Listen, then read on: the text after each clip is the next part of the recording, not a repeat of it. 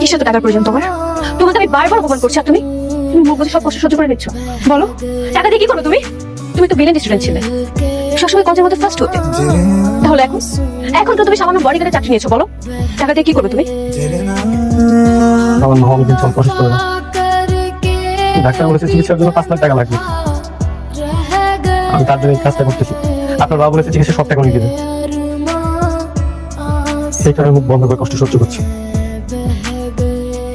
जिसने पूछा हमसे बिछड़े यार का, যাও, আগে যে মার চিকিৎসা করো। जिसने যাও। पूछा हमसे I'm sorry. बिछड़े আমি তোমার সাথে অনেক অন্যায় করেছি।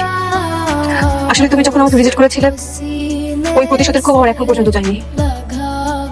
এজন্য না বুঝে আমি তোমাকে অনেক কষ্ট দিয়ে ফেলেছি। তুমি প্লিজ আমাকে ক্ষমা করে দাও।